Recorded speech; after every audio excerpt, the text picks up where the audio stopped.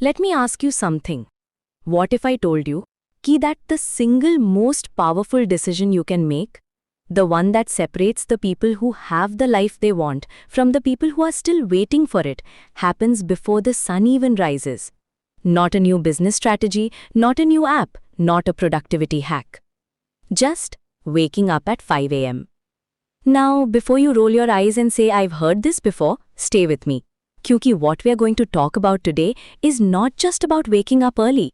It's about what you do with that time, who you become inside that silence, and why most people will never understand this, even if they set the alarm.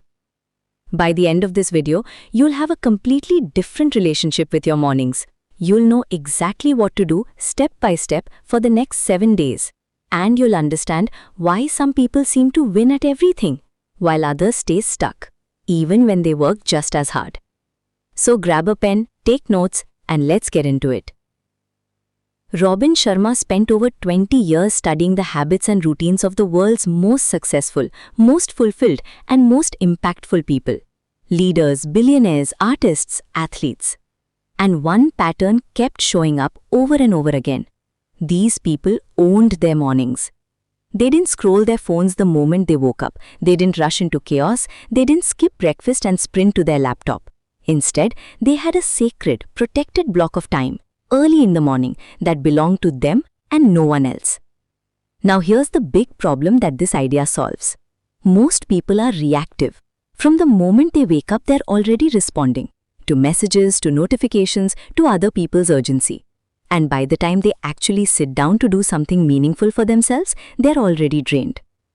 And the biggest mistake people make? They think energy management is about sleeping more or drinking more coffee. But it's not. It's about protecting your peak performance window. And that window, for most human beings, is in the early morning hours. This is for anyone who feels like there's not enough time in the day. Anyone who has big dreams but keeps getting swallowed by the routine of life. Anyone who is tired of feeling like they're just surviving and ready to start actually thriving. Let's go. The first big idea is this. The first hour of your day shapes everything that follows. Think about it. When you wake up and your very first instinct is to check your phone, what are you actually doing? You are handing your attention, your most precious, most powerful resource, to someone else. You are letting the world set your emotional tone before you've even gotten out of bed. And here's why that matters more than people realize. Your brain in the first hour after waking up is still in a highly suggestible, highly plastic state. Your defenses are low, your filters are down. Whatever you expose yourself to in that window gets absorbed deeply, far more deeply than it would at 2 p.m. So if the first thing you say is bad news, drama, or a stressful email, your nervous system enters a threat response. And from that moment, your entire day is colored by that threat. You are operating in survival mode without even knowing it. Now flip that. What if the first hour of your day was completely yours? What if in that hour, you fed your mind with ideas that inspired you, moved your body so your energy actually woke up, and spent a few quiet minutes just thinking? That's the victory hour. Here's a real-life example. Imagine two people, both equally talented, both working in the same field. Person A wakes up at 7:30, checks Instagram for 20 minutes, rushes to get ready, skips breakfast, and shows up to work already slightly overwhelmed. Person B wakes up at 5 a.m., spends 20 minutes moving their body, 20 minutes reading or learning something valuable, 20 minutes journaling or planning. By the time the rest of the world wakes up, person B has already won something. They walk into the day with momentum, with clarity, with a quiet confidence that most people can't explain. Over 1 year, person A and person B will live completely different lives. Not because of luck, not because of talent, because of that 1 hour. The common mistake people make. People think the victory hour has to be perfect. They try to wake up at 5 a.m., meditate for 30 minutes, run 5 miles, write 3 pages, and eat a gourmet breakfast all before 6 a.m. And when they can't do all of that, they quit entirely. You don't need perfection. You need consistency. Even 20 minutes of intentional morning time is infinitely more powerful than 0. Your action step for core idea number 1. Tonight, set your alarm for just 30 minutes earlier than usual. Not 5 a.m. yet, just 30 minutes earlier. And when it goes off, do not touch your phone. Do one thing. Sit in silence for 5 minutes and just breathe. That's it. Start there. Build the habit before you build the ritual. Okay, but here's where it gets really interesting, because waking up early is just the start. What you actually do in that time is where the magic is, and most people get this completely wrong. Let me show you the exact framework.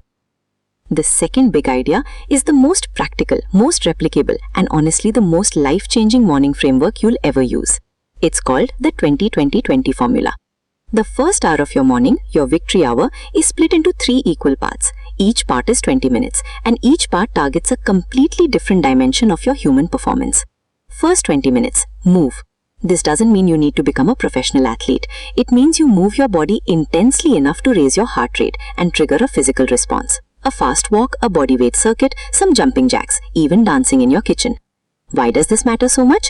Because when you exercise, your brain releases a cascade of chemicals, dopamine, serotonin, BDNF, which researchers sometimes call miracle grow for the brain.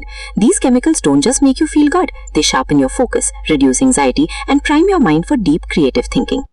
Here's an analogy. Imagine your brain is a computer that's been running for years without a restart. In the morning, it's still sluggish, running old background processes, holding on to yesterday's stress. Exercise is the restart. It clears the cache. It boots you up fresh. Second 20 minutes, reflect. This is your journaling, your meditation, your intentional stillness.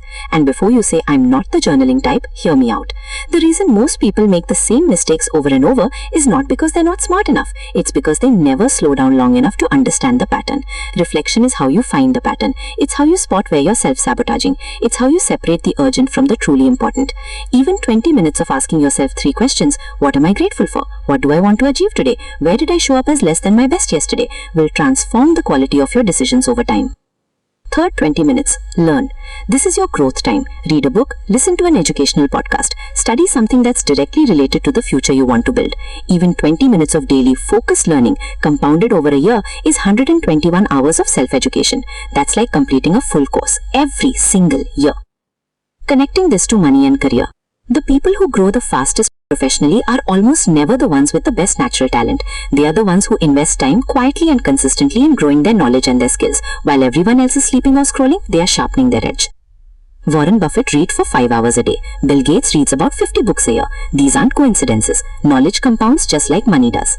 Tomorrow morning, try the 20-20-20 for the first time. Move for 20 minutes, anything counts. Then sit quietly for 20 minutes with no devices. Then read or learn for 20 minutes. Don't judge the quality of your first attempt. Just experience it. See how you feel by 9 a.m. compared to a normal day.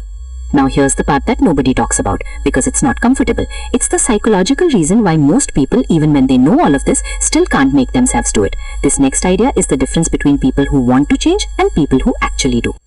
The third big idea is about the battle happening inside your head, and understanding this battle, really understanding it, is what separates the winners from everyone else. Here's the psychological insight. Every single human being has 2 sides fighting for control of their behavior. One side is the part of you that seeks comfort, avoids pain, wants things to stay familiar, and resists anything that feels hard. Let's call this your comfort mind.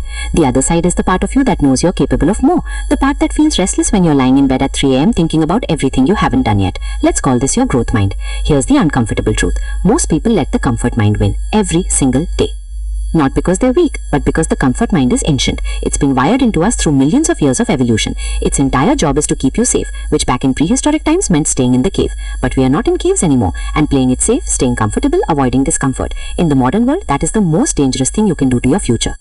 Here's another way to look at it. Think about a rubber band. When it's sitting on the table, relaxed, doing nothing, it's comfortable. But a rubber band that never gets stretched never fulfills its purpose. The moment you stretch it, that tension, that discomfort, is exactly where its power is. You are the rubber band. The people who succeed at this morning practice, at waking up at 5 a.m., at doing the work when no one is watching, they are not naturally more disciplined than you. They're not built differently. What they've learned is that discomfort is not a signal to stop. It's a signal that you're growing. Here's what this looks like in real life. The alarm goes off at 5 a.m., your comfort mind immediately activates. Just 5 more minutes. I'll start tomorrow. I'm tired. My body needs rest. What difference does one day make? And if you listen to that voice every day, over 10 years, that voice has stolen your entire life from you. But if you learn to notice that voice, name it, and act anyway, even when it's hard, especially when it's hard, you start to build something that money can't buy. You build trust in yourself. And self-trust is the foundation of every great outcome in life. The winner's truth. The difference between winners and average performers is not intelligence. It's not connections. It's not even hard work. It's their relationship with this discomfort. Winners run towards the hard thing. They know that every time they do something difficult, they're depositing into an account that will pay off for the rest of their life.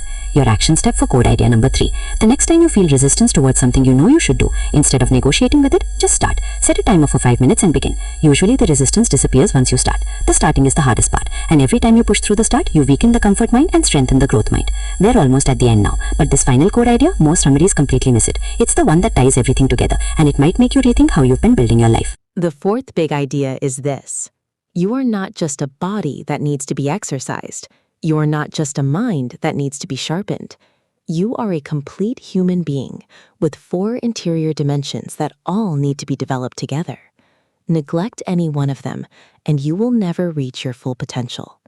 These 4 dimensions are mindset, heart set, health set, soul set. Mindset is your psychology, your beliefs about what's possible for you, your self-talk, your ability to focus under pressure. Most personal development focuses here, and for good reason, but it's not the only dimension. Heart set is your emotional world, your ability to feel deeply, to connect genuinely, to love without fear. This one surprises people. We live in a world that prizes hustle and productivity, but emotional health is the hidden engine behind everything. A person with a brilliant mind but a broken heart will self-sabotage every opportunity that comes their way. Unprocessed grief, unresolved anger, suppressed fear, these don't just disappear. They leak into everything. Health set is your physical body, and not just as an aesthetic, as a performance tool. Your brain runs on your body. When you're physically depleted, your creativity drops, your patience shrinks, your decision-making gets cloudy. Taking care of your body is not vanity, it's strategy. Soul set is the deepest dimension. It's your sense of meaning and purpose. It's the answer to the question, why am I really here? People who have a clear answer to that question have an energy that's almost supernatural. They're not grinding out of desperation, they're building out of calling. And you can feel the difference when you meet someone like that. Here's where most people go wrong. They focus entirely on mindset. They read every book, listen to every podcast, optimize every morning routine, but they're running on an empty emotional tank. They're pushing their body to the limit. They have no real sense of why they're doing any of it. And eventually they crash, or they succeed at everything and feel hollow. True success, the kind that lasts, the kind that feels good on the inside, requires developing all 4 of these interior dimensions, not just one. The correct way to apply this: ask yourself honestly right now, which of these 4 is weakest in your life? Is your mind full of limiting beliefs and negative self-talk? That's mindset work. Are you carrying emotional wounds that you've been avoiding? That's heart set work. Are you chronically exhausted, skipping sleep, neglecting your body? That's health set work. Are you going through the motions with no real sense of purpose or direction? That's soul set work. Wherever the answer points, that's where you start, not where it's comfortable, where it's needed. Your action step for core idea number 4. Take out a piece of paper, draw 4 columns, label them mind, heart, body, soul. In each column, write one thing you're neglecting and one small thing you could do this week to start addressing it. You don't need to fix everything at once. You just need to start seeing the full picture.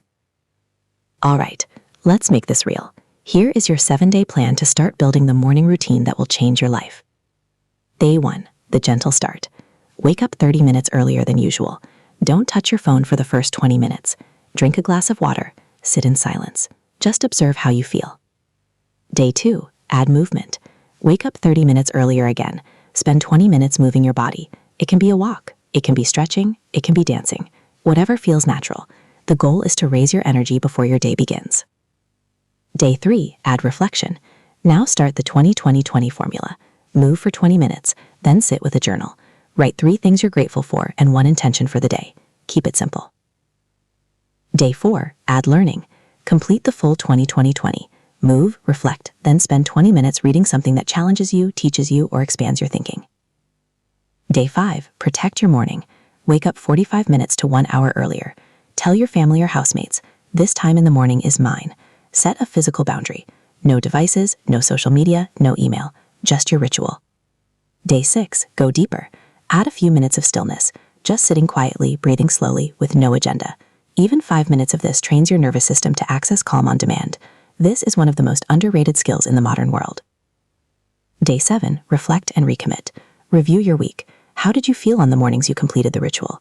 How did the rest of those days go? Write down what changed, even subtly. Then make a decision. Not a wish, not a hope, a decision to continue. Simple habits to lock in. Charge your phone outside your bedroom. This removes the temptation. Set out your exercise clothes the night before. Have a glass of water ready on your nightstand. Go to bed 30 minutes earlier each night this week.